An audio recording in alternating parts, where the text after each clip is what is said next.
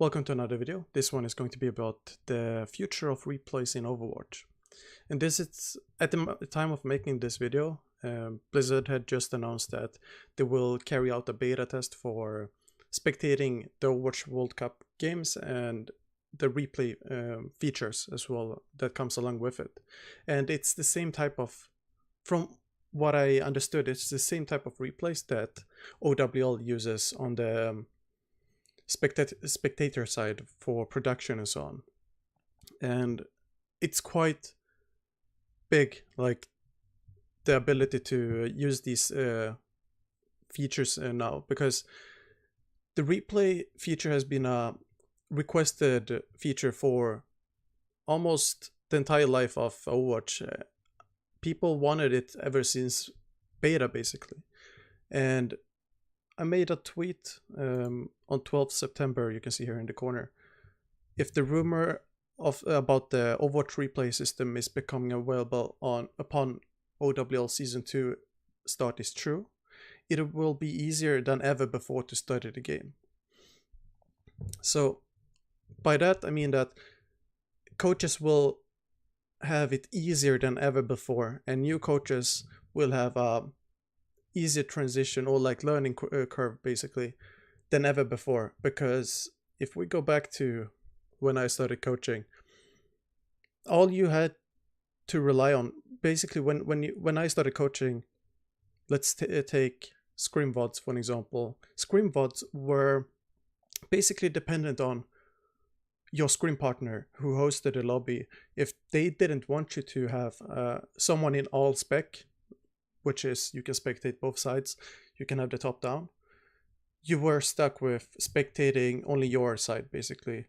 NIP was a team, for an example, that were known for never wanting to let anyone else spectate from top down, and it also meant that they couldn't spectate from top down. And those kind of limitations were the ones that teams had to live with. You had to try and up your game without being able to have the bird eye view or whatever it's called. Then after a few months, teams set a standard basically in scrims where you allow one person or whatever to spectate top down. But there was still a notion that there's something about the VOD that can demystify whatever you want to do. Back then you also had less frequent matches, so it was more important to hide your strats, and it was easier to figure out, small tweaks here and there based on how many people you could have spectating. Because if you have someone spectating top down, you can also have someone spectate the opponents and someone else spectating your team, and you can get all angles basically. But what this replay feature does is it eliminates the need for having someone dedicated to spectating. A lot of coaches ended up being just recorders, even including myself, because, for an example, if you were in a team and you were the only coach, you were supposed to be the one also recording the scrims. Now imagine recording a scrim, taking notes, remembering the notes, or remembering what happens, formulate an opinion, then also bring up the opinion in between maps or after maps, and also making the opinion valuable for the team. Now that sounds like a huge setback for teams, especially when it wasn't possible to pay an extra coach or even find an extra coach. So it's hard to describe how big this feature is. It's a really good feature. It's a big one because you can see all angles, you can see them anytime now as well. You're not even dependent on the angle of the camera anymore. Back in Apex, for an example, if you wanted to watch the match VODs, you'd have to deal with the angles the camera had on the spectators. And in case you wanted to figure out enemy positioning, maybe you'd be lucky with the outlines, and you can see the outlines through the walls. So for example, I was forced to rely on the outlines and watch enemies through the walls, even teammates, in through the walls, and I'd have to practice imagining the map layout, and depending on the distance and the size of the outline, or depending on the size of the outline, I can gauge how far away the ally or teammate or enemy is, and based on how far away, and I guess it would be x-axis and the z-axis. Yeah, never mind. So based on the positioning, on vertical positioning, or no, horizontal positioning, I could also decide or assume where they are on the map, like with 99% accuracy almost. And that's how I relied on the VODs.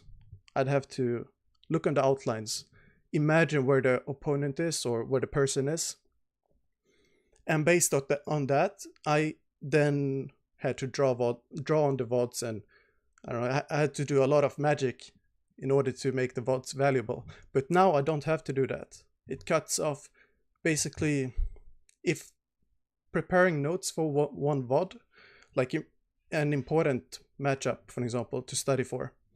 So let's say we would be in Apex again, and we would have a match in 2 weeks. If I have something normal for a team, it would take about 30 to 45 minutes to prepare full VOD for the team. And if then we have a couple of days left, this is with the knowledge I have now and the skills I have now, of course. So if I would have a couple of days left for a match, the way I would prepare the VOD would be going all out, basically giving all the essential information, everything that I think is important, and to the best extent, basically. That would also mean going to such a great extent that I'm going to imagine every position and pattern, and looking at patterns based on the outlines through the walls and imagining where they go and walk and so on. I'm gonna look at the direction they look at.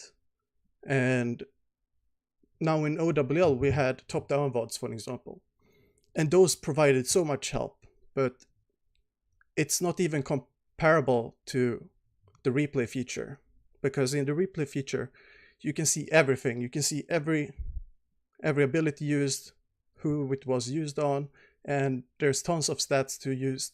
So yeah, it's we're just barely scratching the surface from what other pros have said, other coaches, what the community has said. I mean, it's just scratching the surface, because there's so much depth to this. So yeah, the second part of the tweet is no more excuses for being cookie cutter, and we'll see competition ramp up across all levels of Overwatch very fast. This is just a obvious statement. Like, it's very natural that the better the top gets, the more difficult matchups the teams under them will have, and they will automatically get better by facing tougher opponents. And by cookie cutter now, you also don't have to rely on easy fixes or cutting corners, etc. when looking at VODs. And yeah, I don't have much more to say. It's just, there's no more excuses for coaches to look at a VOD and have no words, basically. There's always something to draw from them. And now when you have the replayability and you can look everywhere and catch everything, there's basically a million things you can talk about. But yeah, that's about it. I think it's a good future for Overwatch, and especially for competitive Overwatch.